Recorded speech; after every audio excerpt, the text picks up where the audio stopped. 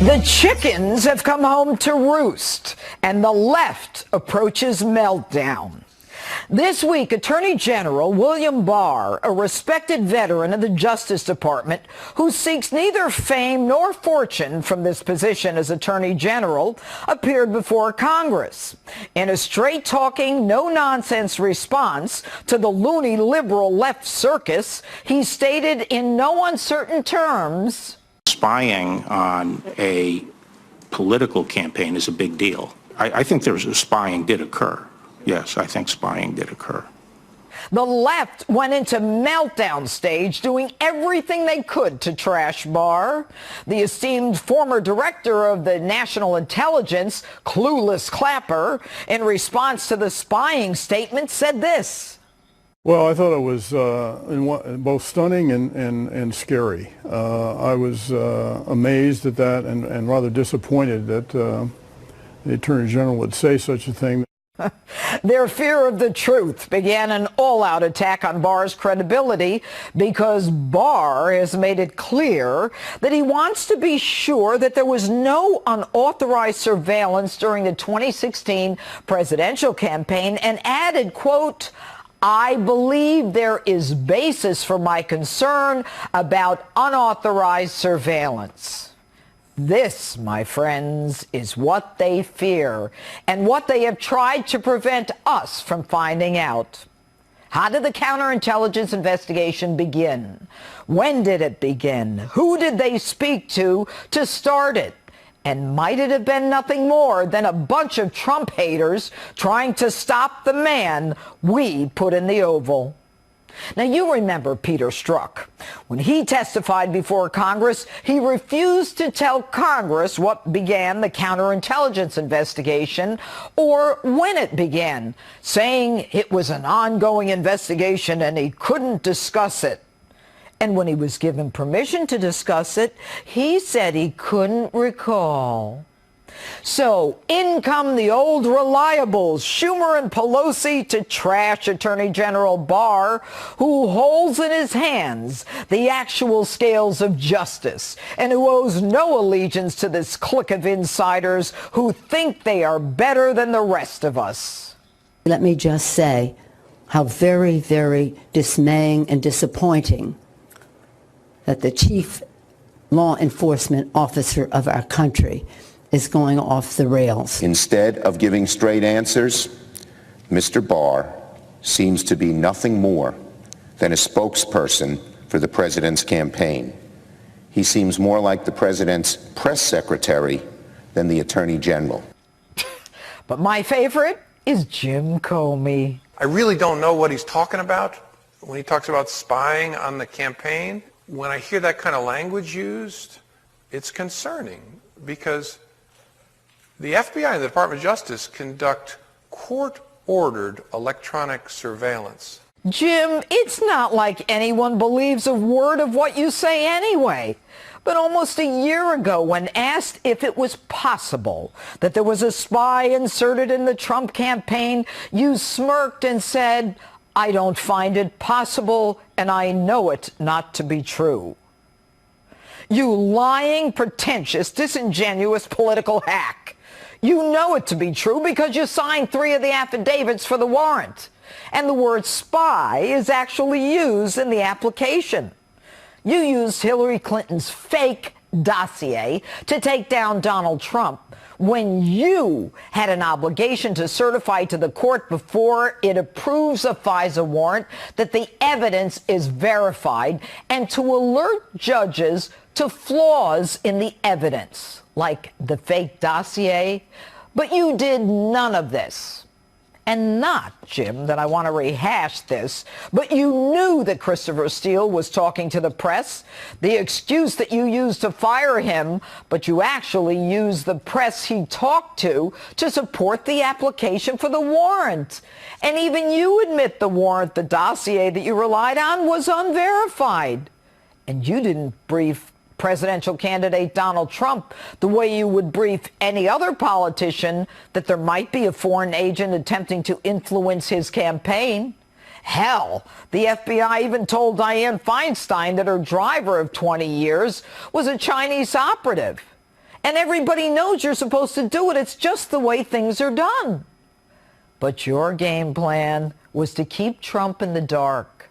Leak information to the New York Times, which information was classified, in order to get a special counsel assigned.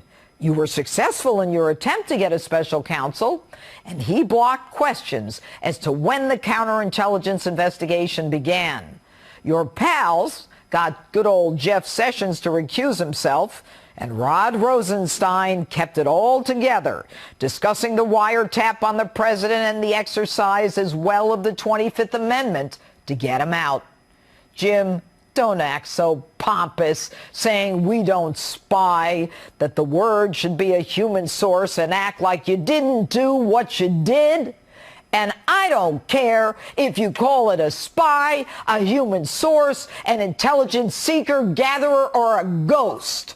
A spy is a spy. And a rose by any other name is still a rose.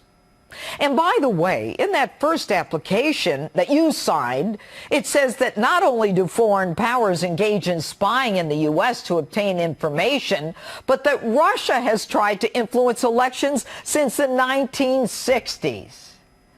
I'll bet you never tried to wiretap Barack Obama's campaign. You couldn't get Barr to recuse himself, and your liberal friends couldn't either. So the liberal wacko circus will attempt to destroy him. I got news for you. That's never going to happen. The days of no accountability and no consequence are over. Jim, history will not look kindly on you. Bill Barr is everything you are not.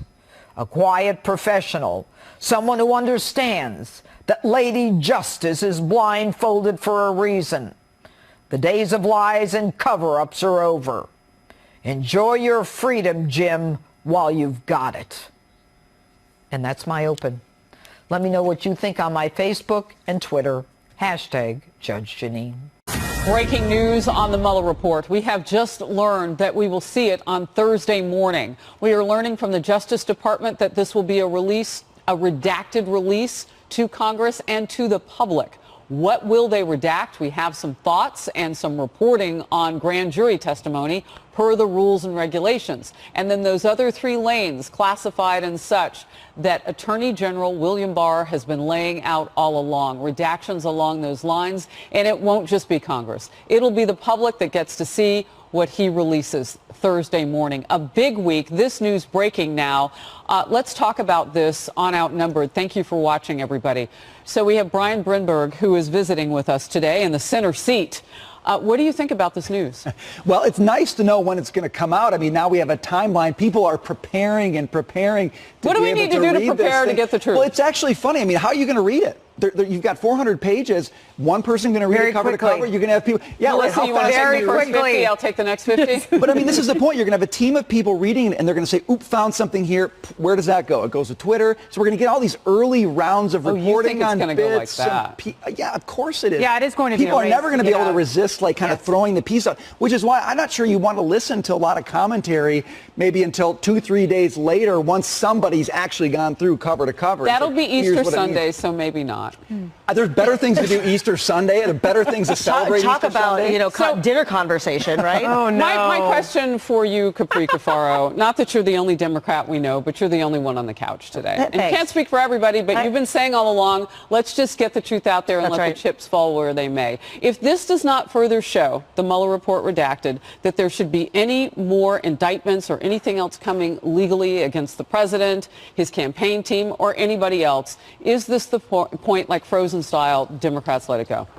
It's not going to happen. I mean, I wish it would, because I think we have so many issues that we need to address, whether they are, issues of health care, immigration. There are real issues that Congress needs to take up. That's not to say that they do not have, a constitutional authority and duty for oversight.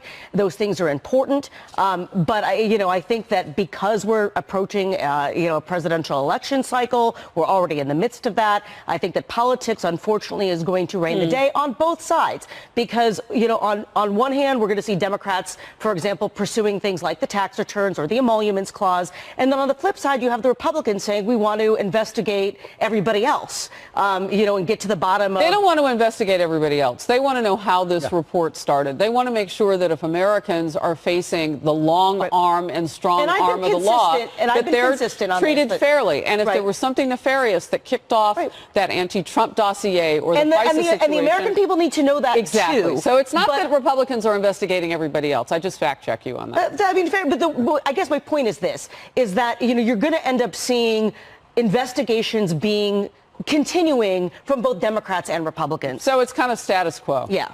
Kennedy? I think Brian's actually right. I think it's going to be a race for everyone to get their hot take out. The risk there is that you end up with misinformation like Jussie Smollett and the Covington Catholic High School case. You know, Nick Sandmann, and, you know, that reporting, that insta-hot take reporting can be very dangerous. So I think people are best to sit down and read the thing themselves. There will be plenty of PDFs. You know, don't waste. So you know what you're talking about? You're talking about where we are right now, which is a really sad state of affairs. Because I don't have a problem with insta-hot reporting. We call it breaking news. What I have a problem with is insta-hot reporting through 99 prisms that don't resemble the truth. Right. Absolutely right. And what about, why wasn't this in Barr's initial report? Look at this here. Where was that? And why was Does Barr not Adam Schiff show us the evidence that nobody else on the planet has ever seen of collusion yet? That we know of. I mean, maybe it's in the report and William Barr missed it. I don't know. But all along he said that there is evidence of collusion.